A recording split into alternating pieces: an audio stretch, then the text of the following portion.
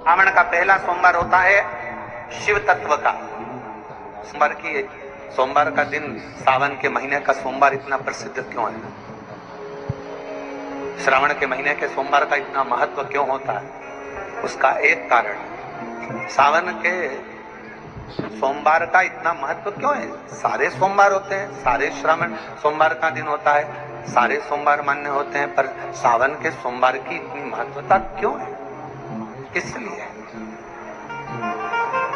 और शायद हमको लगता है कि जितने भी आस्था चैनल पर कथा सुन रहे हैं, जितने फेसबुक यूट्यूब पर कथा सुन रहे हैं, जितने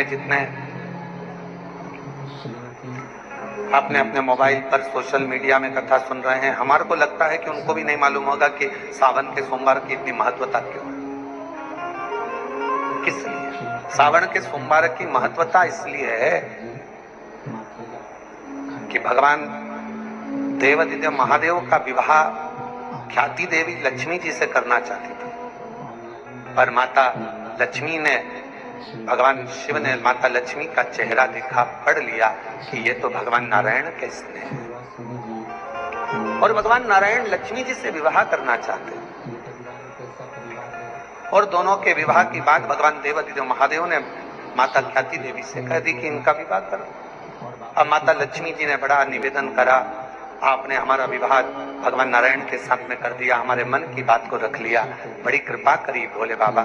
मेरा मन है मैं आपके चरणों की सेवा करूं, मुझे कोई सेवा है आपकी बताओ।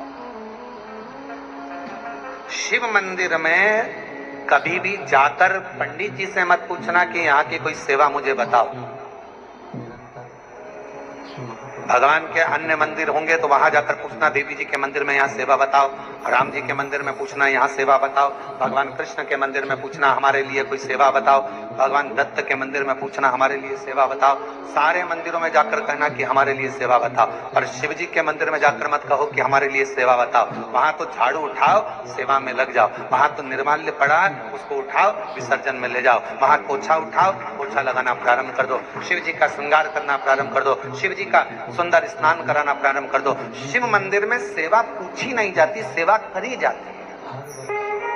वह सेवा करना पड़ती है।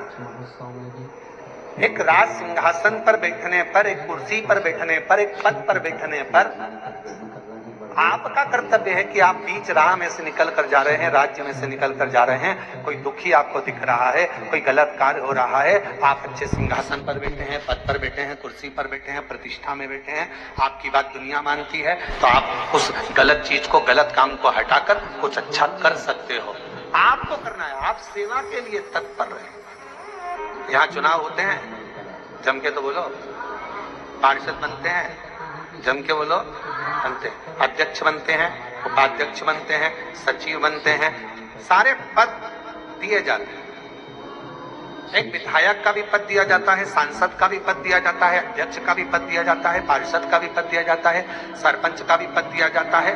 और ये पद केवल एक जगह पर नहीं, पूरी दुनिया में दिए जाते हैं। क्यों दिए जाते हैं? पार्षद जिस वार्ड का पार्षद होता है, जिस क्षेत्र का पार्षद होता है, उस क्षेत्र के पार्षद को, उस क्षेत्र के लोगों को बोलना ना पड़े कि पार्षद साहब हमारी ये नाली की प्रॉब्लम है, हमारी रोड की प्रॉब्लम है, हमारी ये प्रॉब्लम है। पार्षद उसी क्षेत्र का है, उसी कॉलोनी का है, उसी सोसाइटी का है। वो वहां घूमे और घूमने के बाद वो देखे कि मुझे सेवा का मौका कहाँ मिलेगा, मैं कहाँ सेवा करूं, मैं ये नाली बनवा दूं कि रोड बनवा दूं कि मुझे ये करना है। वहां कहना नहीं पड़े, शंकर के मंदिर में कहना ना पड़े कि तुम्हें ये करना। शिव मंदिर में जाकर कभी नहीं पूछना कि मुझे सेवा क्या करना, शिव मंदिर में तो जाकर सेवा का क्रम करो। अब लक्ष्मी जी पूछ रही हैं भोले बाबा से, आप मुझे बताओ, मैं आपकी सेवा में लगना चाहता हूं। शिव जी ने कहा कि मैं क्या सेवा बताऊं, आप जाओ भगवान नारायण की सेवा करो। पर लक्ष्मी जी ने सोचा कि देवादिदेव महादेव मुझे सेवा नहीं बता रहे हैं। सावन का महीना था, सोमवार का दिन था। माता लक्ष्मी पूरे सावन के महीने में शिवालय में जाती, शंकर जी के कैलाश पर्वत पर जाकर खूब सेवा करती। प्रथम सोमवारी निकल गई, द्वितीय सोमवारी निकल गई, तृतीय निकल गई, चतुर्थ आ गई। सोमवारियां निकलती चली गई। सावन का आखिरी सोमवार, देवाधिदेव महादेव प्रसन्न हो गए। लक्ष्मी को बुलाया, हे लक्ष्मी, पूरी दुनिया में केवल महासंबोधन मेरे नाम के आगे लगा है, लोग मुझे देवाधिदेव महादेव कहते हैं। सारी पुराणों को केवल पुराण कहा जाएगा, पर शंकर की पुराण को भी महासंबोधन से संबोधित किया जाएगा, शिव महापुराण।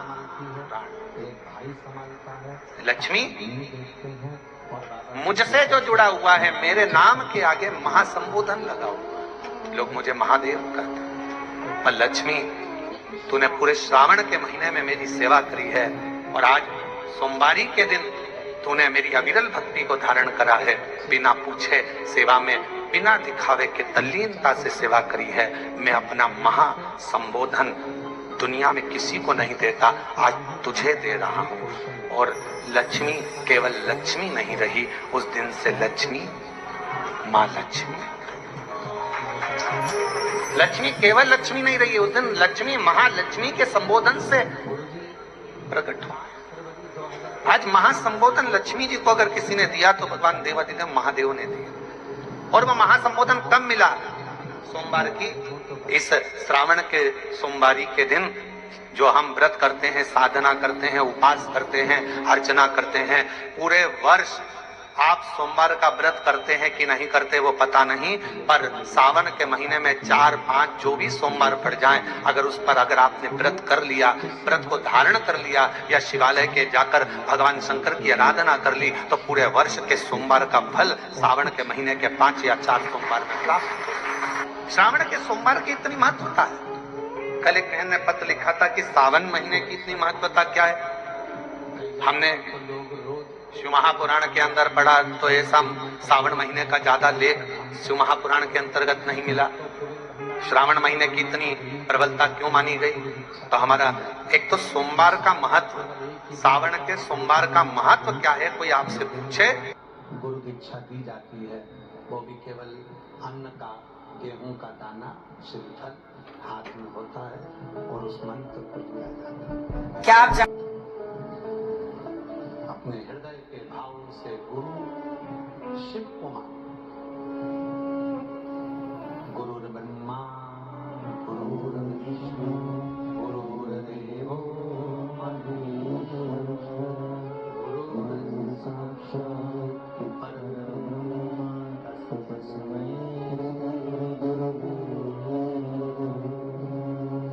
गुरु की साक्षी में विश्वास की मूलता है। आजकल लोगों ने कहा गुरु मंत्र लेना पड़ेगा तो इतने की रसीद कटेगी, गुरु मंत्र लेना पड़ेगा तो इतने का सामान लेना पड़ेगा, ये किताब लेना पड़ेगी, ये माला लेना पड़ेगी, ये आसन लेना पड़ेगा, हमारी कंपनी का लेना पड़ेगा, हमारी संस्था का लेना पड़ेगा, तब जाकर तुम अंदर जाकर गुरु मंत्र ले सकोगे ना। ये आडंबर नहीं।